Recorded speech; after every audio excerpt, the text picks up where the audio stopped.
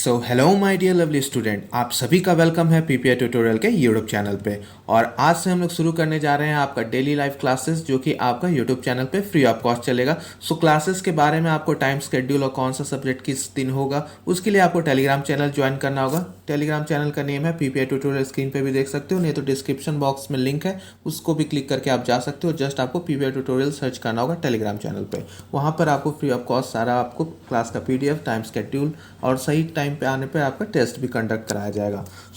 आज की क्लास में हम लोग VVI क्वेश्चंस करेंगे for paramedical and paramedical matric Bihar के लिए, और अच्छे से हम लोग पूरा डिटेल में करेंगे विथ एक्स्ट्रा डिटेल। और अलग से एक और जानकारी, जो भी बच्चे थ्योरी क्लासेस करना चाहते हैं यानी बेसिक से सारे सब्जेक्ट्स को हाई तक पढ़ना चाहते हैं, तो आप हमारे पेड कोर्स को भी ज्वाइन कर सकते हो, जहां पर आपको सारे शिक्षक देख सकते हो पैरामेडिकल क्वालिफाइड है। तो सारे एक्सपीरियंस टीचर जो भी आपके पैरामेडिकल क्वालिफाइड कर चुके उनके द्वारा आपको पढ़ाया जाएगा। और कोर्स का फी आप देख सकते हो अभी बहुत ही कम है, ये जल्दी इंक्रीज कर दिया जाएगा। तो आप अगर इंटरेस्टेड हैं क्लास के बाद, तो आप व्हाट्सएप नंबर पे हमें व्हाट्सएप कीजिएगा, आपको फर्दर सारा डिटेल्स दे दिया जाएगा। तो चलिए समय न लगाते आज की क्लास को शुरू करते हैं। आपसे पूछ रहा है कि in the absence of O2 the given reaction is, तो आपको in the absence of O2 बताना है। ठीक है, तो चलिए क्वेश्चंस को देखते हैं। वायु की अनुपस्थिति में होने वाली अभिक्रिया यानी ZnCO3 है, और उसमें से ऊष्मा दे रहे हैं हम लोग ZnO, और CO2 यानी हीट दे रहे हैं हम लोग एब्सेंस ऑफ O2। तो इस प्रोसेस को हम लोग क्या बोलते हैं? तो ये पहले चैप्टर नंबर 6 का है, general principle of isolation of elements, यानी क्लास 12th का है ये केमिस्ट्री का। ठीक है, और ये आपका सीधा सीधा प्रोसेस है कैल्सिनेशन के ऊपर, कैल्सिनेशन के ऊपर, यानी डी ऑप्शन। तो इसमें क्या होता है, जो ओर्स होते हैं, जैसे ZnCO3 का ओर्स है, उसको हम लोग हीट करते हैं। ठीक है, हीट देते हैं in the absence of O2, हवा के अनुपस्थिति में। तो उससे वो हाइड्रेटेड ऑक्साइड, यानी आपका हाइड्रेटेड ऑक्साइड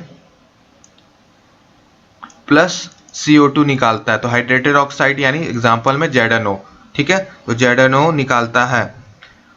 ठीक है, तो ये आपका हो गया कैल्सिनेशन। ठीक है, और हम लोग ये सब लेबोरेटरी फर्नेस में करते हैं, इसको लेबोरेटरी फर्नेस, तो सब भट्टी में हम लोग करते हैं इसका, लेबोरेटरी फर्नेस में।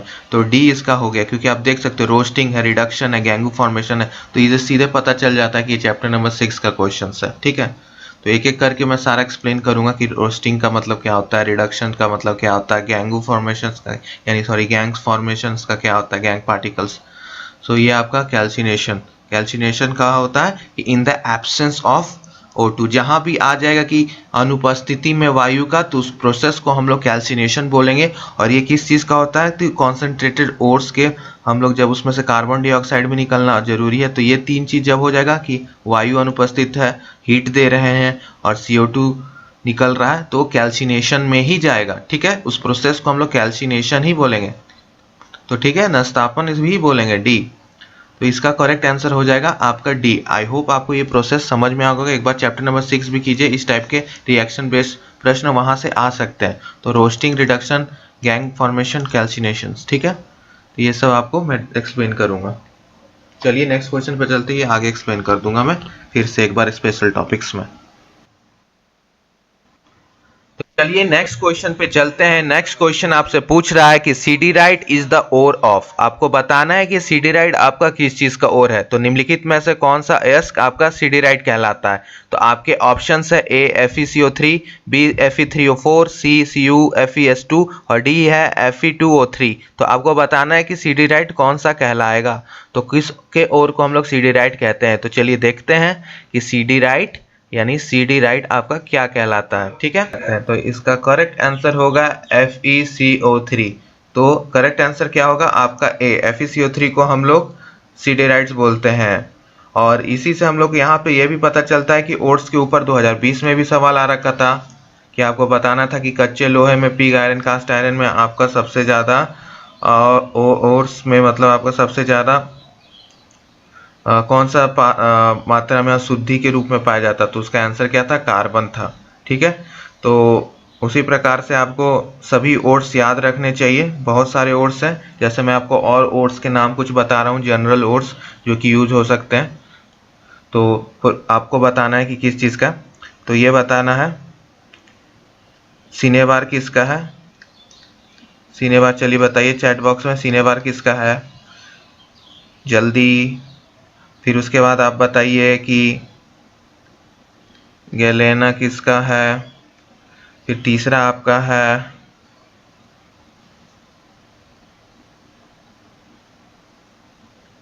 कॉपर पायराइट्स किसका है। फिर उसके बाद आपको बताना है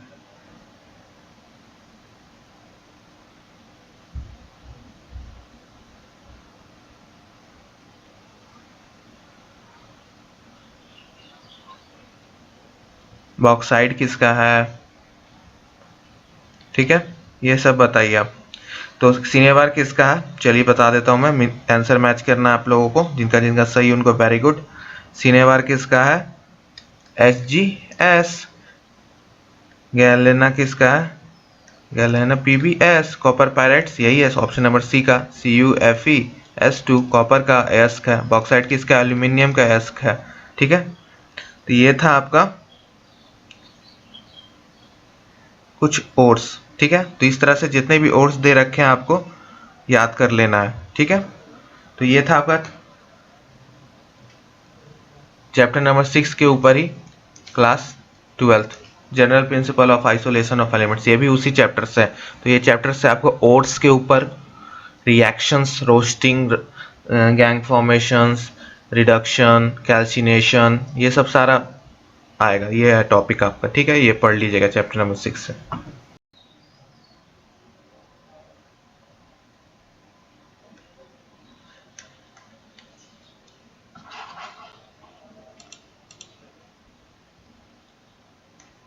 सो आ जाइए हम लोग थर्ड क्वेश्चन पे अपना आ चुके हैं। थर्ड क्वेश्चन आपसे क्या पूछ रहा है, when sulphur is reacted with hot concentrated HNO3 the following gas is formed. जब S को गर्म सनाद्र HNO3 के क्रिया पर निम्न गैस बनती है, तो मतलब कंसंट्रेटेड आपका HNO3 में डालेंगे सल्फर को तो कौन सा गैस बनेगा। तो आपके ऑप्शन है SO2, SO3, NO या NO2। तो ये सिंपल रिएक्शंस है कि वेन आपका नॉन मेटल यानी अधातु, जब अधातु आपका रिएक्ट करता है with concentrated HNO3 nitric acid के साथ, क्या बोलेंगे इसको, नाइट्रिक एसिड, नाइट्रिक अम्ल के साथ, तो क्या होता है आपका NO2 गैस यानी नाइट्रोजन डाइऑक्साइड गैस का वहां से निकलता है। तो sulphur plus 6HNO3 gives you H2SO4 2H2O plus 6NO2 जो कि गैस है तो एरो का अप साइन, तो ये गैस होगी। ठीक है, ये एक्वस, ये भी एक्वस। ठीक है, ये भी एक्वस और ये लिक्विड। ठीक है, तो ये था आपका रिएक्शन। ये रिएक्शन बेस्ड क्वेश्चन है आपका। ठीक है, ये रिएक्शन बेस्ड क्वेश्चन है आपका, SPDF ब्लॉक से आ रखा है। तो जब नॉन मेटल्स को हम लोग कॉन्सेंट्रेटेड HNO3 नाइट्रिक एसिड के साथ डालेंगे तो NO2 यानी नाइट्रोजन डाइऑक्साइड, यानी डी आपका करेक्ट आंसर है। D is your correct answer. तो आपको यहाँ पे नॉन मेटल और कॉन्सेंट्रेटेड HNO3 का रिएक्शन करवाना है। यहाँ पे फिर रिएक्शंस बैलेंस करना चाहते करो, नहीं करोगे तो कोई दिक्कत नहीं। यहाँ पे रिएक्शन बैलेंस करने की कोई आवश्यकता है नहीं। सो H2SO4 aqueous 2H2O plus 6NO2 आपका रिलीज होता है। ठीक है, तो ये हो गया आपका क्वेश्चन नंबर थर्ड। ठीक है, चलिए नेक्स्ट क्वेश्चन पे चलते हैं। Question number 4।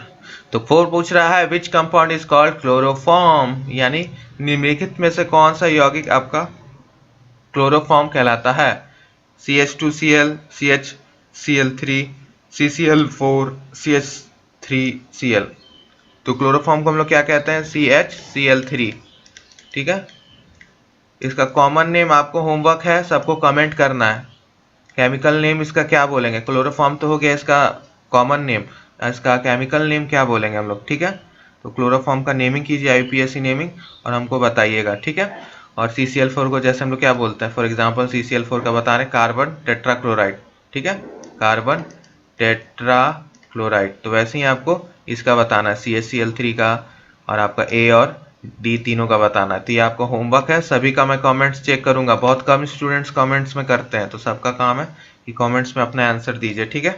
तो ये हो गया आपका 4, ठीक है। और ये हेलो एल्केन में है, क्लोरोफॉर्म का हेलो एल्केन चैप्टर नंबर 12। ये कहाँ से है आपका? हेलो एल्केन में, ऑर्गेनिक का ही सवाल है, ये ऑर्गेनिक का ही सवाल है आपका, ठीक है।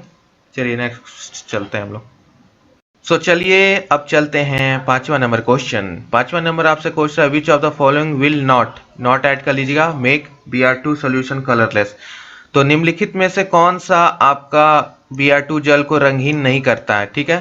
तो आपके ऑप्शन है C2H2 ethylene, C3H4, C2H6, C2H4, ठीक है। तो आपको बताना कौन सा नहीं करेगा।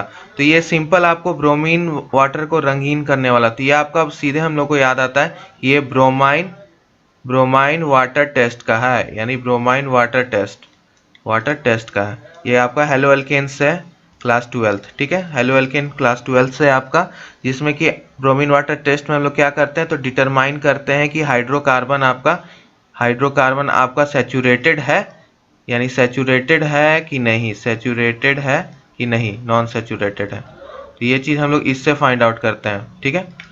सैचुरेटेड और नॉन सैचुरेटेड के बीच में हम लोग डिफरेंस निकालते हैं, कार्बन कार्बन डबल बॉन्ड है कि नहीं, ट्रिपल बॉन्ड है कि नहीं, तो ये फाइंड आउट करने के लिए यूज करते हैं। तो यहाँ पे आपको मात्र एक ही कार्बन है जो आपका C2H6 जो कि पूरा सैचुरेटेड है, बाकी तीनों अनसैचुरेटेड यानी डबल बॉन्ड ट्रिपल बॉन्ड है, ठीक है।